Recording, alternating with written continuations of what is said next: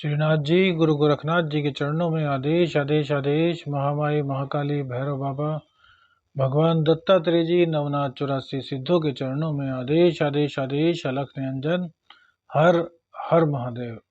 मैं एस्ट्रो शाबर मित्र प्रवीण आप सभी का हार्दिक अभिनंदन करता हूँ। आज बात करेंगे आज का कन्या राशिफल 19 नवंबर 2023। कन्या राशि 19 नवंबर 2023 रविवार का दिन है। आज सूर्य भगवान के चरणों में नमन करते हुए आज के दिन की शुरुआत करेंगे।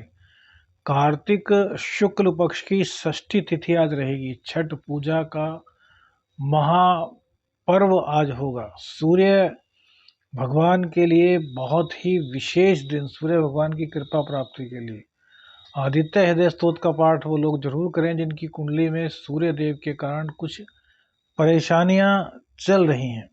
लग्न और राशि कोई भी हो, आज सूर्योदय का समय सुबह को 6:46 पर है, जबकि सूर्यास्त शाम को 5:26 पर होगा। विक्रमी संवत 2080 में अभिजीत मुहूर्त का समय 11:44 से 12:27 तक रहेगा। वहीं राहु काल 4:06 से शाम 5:26 तक रहेगा। दिशा शूल पश्चिम दिशा की रहेगी। यह राशिफल आपकी चंद्र राशि के आधार पर है। जो अपनी चंद्र राशि नहीं जानते वो नाम राशि के आधार पर इस राशिफल को देख सकते हैं। लग्न और राशि दोनों से ही राशिफल देखना चाहिए और औसत निकालना चाहिए। बात करते हैं आज के कन्या राशिफल की। कन्या राशि 19 नवंबर 2023। केतुदेव आपके लग्न में विराजमान रहेंगे नीच के शुक्र के साथ। बुध सूर्य मंगल आपके 3rd हाउस में विराजमान रहेंगे। चंद्रदेव आज अपने ही नक्षत्र से गोचर करेंगे और पंचम भाव में शनिदेव की साधारण राशि में मकर राशि में विराजमान रहेंगे। शनिदेव अपनी मूल त्रिकोण राशि में आपके 6th हाउस में विराजमान रहेंगे। राहु सप्तम में, बृहस्पति अष्टम भाव में आपके विराजमान रहेंगे। तो इसी आधार पर आज आपका राशिफल तैयार होगा। क्या शुभ फलों की प्राप्ति होगी, आइए इसी पर एक नजर डालते हैं। सबसे पहले बात चंद्रदेव की। तो चंद्रदेव आज अपने ही नक्षत्र से गोचर करते हुए अपने ही घर को देखेंगे। तो सबसे पहले तो यह तय मानिए कि भैया आपके आमदनी के साधन रुकेंगे नहीं, क्योंकि शनिदेव अपने ही नक्षत्र में जब विराजमान करेंगे और विराजमान रहेंगे और अपने ही घर को देखेंगे तो अपने घर को बढ़ाने का कार्य करेंगे। बहुत ज़्यादा आपकी इनकम के रिसोर्सेज बनेंगे। कोई नया प्रोजेक्ट आपको मिल सकता है, कोई नया एक तरीके से कहें अचानक से ऐसा काम जिसमें कि आमदनी के भविष्य में बहुत सारे अवसर हों। इस तरह का कुछ काम आज आपको मिलेगा। वहीं चंद्रदेव का पंचम भाव में होना आपके ज्ञान को भी जागृत करता है। आप जितना आपके अंदर ज्ञान है आज उस ज्ञान का प्रयोग कर पाएंगे और उस प्रयोग से आपके इनकम के रिसोर्सेज खुलेंगे। तो अपने ज्ञान के बल पर आज अपनी प्रतिभा दिखाने का अवसर आपको पूर्ण रूप से प्राप्त हो रहा है, जो कि आपके लिए आर्थिक रूप से काफी लाभदायक सिद्ध होने वाला है। चंद्रदेव शनिदेव के घर में है तो भैया कुछ ना कुछ टेंशन भी आपको रहेगी, मन का कुछ अशांत रहना। देखिए चंद्रदेव के अगले ही घर में शनिदेव बैठे हुए हैं। हालांकि वो अपने मूल त्रिकोण राशि में है और कन्या राशि के लिए बहुत अच्छे हैं, लेकिन शनिदेव तेजी से शनिदेव की ओर बढ़ रहे हैं। तो क्या है कि कहीं ना कहीं आकांक्षाएं, कुछ अनजाना भय आपको लगा रहेगा। हालांकि कुछ ना कुछ यात्रा भी इस दौरान आपकी हो सकती है। वही मंगलदेव तृतीय भाव में बैठ कर के आपके पराक्रम को तो बहुत बढ़ा रहे हैं, जितनी आपकी अंदर से निराशाएं थी उनको अब धीरे धीरे मंगलदेव समाप्त कर रहे हैं। लेकिन शनि और राहु दोनों की ही दृष्टि मंगलदेव पर, सूर्यदेव पर, बुध देव पर पड़ेगी। और जो मंगल का गोचर है वह भी बृहस्पति के नक्षत्र से, शनि के नक्षत्र से और बुध के नक्षत्र से होगा। तो शत्रु राशियों के नक्षत्रों से इनका गोचर इनको और ज्यादा बली बना देगा। तो आपके पराक्रम में दिन दूनी रात चौगुनी तरक्की होगी, यह बात आप निश्चित रूप से मान करके रखिए। लेकिन दिक्कत क्या होगी, जल्दबाजी में गलत निर्णय लेना, क्योंकि इस वक्त ना तो आपके पास ताकत की कमी होगी, ना साहस की कमी होगी, ना पराक्रम की कमी होगी। माइंड भी बहुत तेज चलेगा क्योंकि सूर्यदेव भी यहीं पर हैं, भाग्य स्थान को देख रहे हैं तो भाग्य भी साथ देगा। तो जब हमारा भाग्य लगातार साथ देना शुरू करे तो ऐसे में क्या होता है कि हम सही निर्णय नहीं ले पाते या फिर जल्दबाजी में गलत निर्णय ले बैठते हैं। तो ऐसी भूल मत कीजिएगा। अब इसको इस उदाहरण से समझिए कि आपको रोजाना 10 बाल्टी पानी चाहिए। आप नदी के पास जाते हैं और 10 बाल्टी निकाल लेते हैं। आपका काम बड़े आराम से चल रहा है, गोचर अच्छा हुआ, तो आपको लगा कि यार अब तो 20 बाल्टी निकाल सकते हैं, तो आपने 20 बाल्टी निकालनी शुरू कर दी।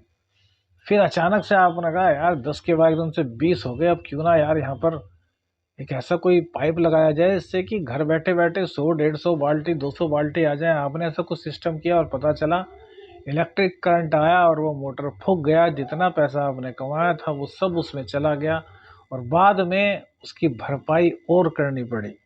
तो इस तरह का काम मत कीजिए, जल्दबाजी में कोई निर्णय मत कीजिए। पैसा कमाएंगे, पैसे में कोई दिक्कत नहीं है, भाग्य का साथ भी मिल रहा है, लेकिन जल्दबाजी का काम शैतान का काम होता है, तो उसको आपको त्यागना होगा। बुध देव आपके पराक्रम को बढ़ा रहे हैं। आप जितना पराक्रम करेंगे, जितनी मेहनत करेंगे, उसका प्रतिफल आपको प्राप्त होगा, आर्थिक रूप से, भौतिक रूप से, आध्यात्मिक रूप से, तीनों रूप से। यहाँ एक चीज और बता दें, जो लोग अपने अंदर थोड़ा जोश की कमी महसूस कर रहे थे, स्टेमिना की कमी महसूस कर रहे थे, अब उनके अंदर स्टेमिना बढ़ेगा, स्त्री हो या पुरुष। कभी कभी होता है ना कि यार हमें ऐसा लगता है कि यार हमारे शरीर में बल नहीं रहा, हम कमजोर हो गए, अंदर ही अंदर कुछ ऐसी बातें चलती रहती हैं कि यार हमारा शरीर बेकार हो चुका।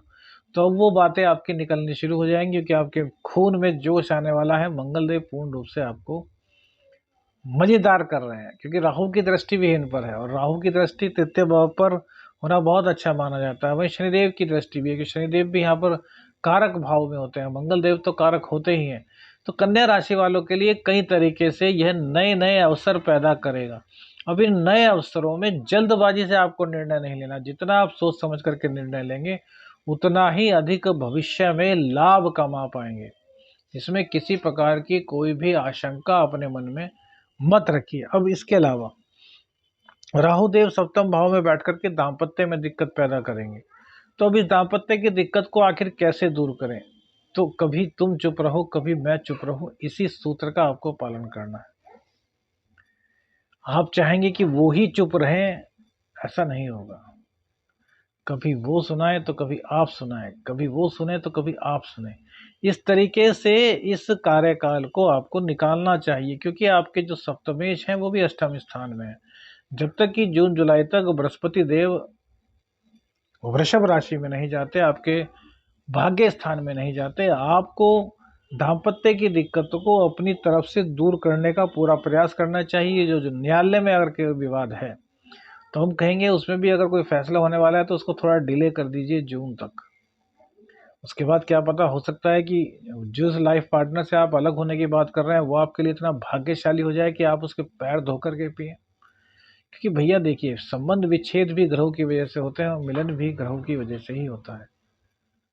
तो जो चीज हमारे पास है उसको क्यों खोया जाए भैया। जब हमारी शादी हो चुकी है, पति हो या पत्नी, दोनों के लिए ही ये बात समान रूप से लागू होंगी। बहुत से लोग पूछते हैं कि आप पुरुषों के ऊपर बताते हैं, भैया हम दोनों के ऊपर बताते हैं, स्त्री हो या पुरुष।